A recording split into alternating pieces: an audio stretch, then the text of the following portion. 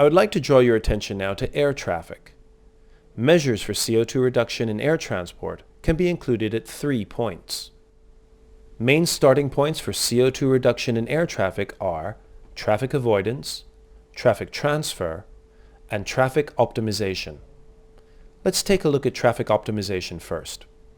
Here we need to first focus on the improvement of flight altitudes management. A simple optimization of the flight approach procedure could reduce CO2 emissions at a high level. This would happen as follows. The continuous descent method as a way to reduce fuel consumption is becoming increasingly common. The airplane will approach its destination airport while continuously descending its altitude, completely avoiding the horizontal flight approach just shortly before the landing approach. Such a method requires much less engine thrust and thus reduces fuel consumption. To relieve the cabin crew from manual controls, the Aeronautical Research Center is concentrating on development of a computer-supported planning system which could optimize the descent during a light approach. Today, it is still possible to start the descent to a lower altitude much earlier than necessary, and thus unnecessary intermediate thrust is needed again to stay on course with the correct approach. This results in unnecessary fuel consumption.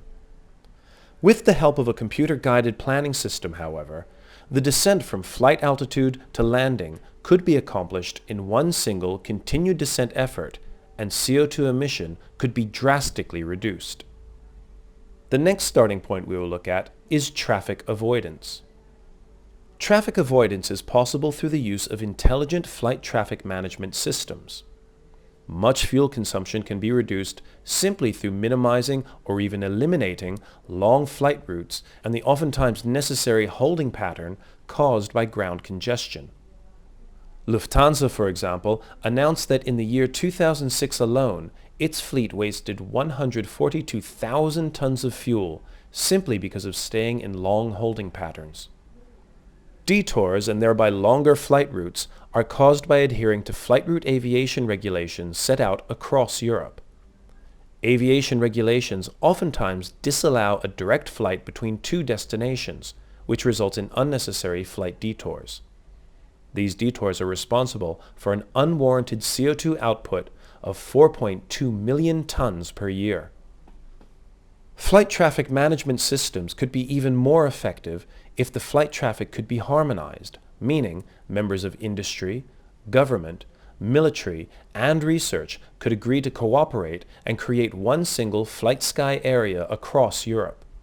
The initiative is named Single European Sky ATM Research Programs, whose goal it is to reduce flight detours and holding patterns, and as such reach a total CO2 output reduction of 10%. The third and final starting point is traffic transfer. Looking at all transport possibilities as one, it is air traffic which is responsible for the highest level of CO2 output per transported ton. For transport below a distance of 500 kilometers, referred to as a shuttle flight, transfer onto either rail or road would mean feasibility for the creation of so-called flight replacement traffic. In some cases, flight replacement traffic indeed already exists, where booked shuttle flights are being transferred to ground sprinter vehicles.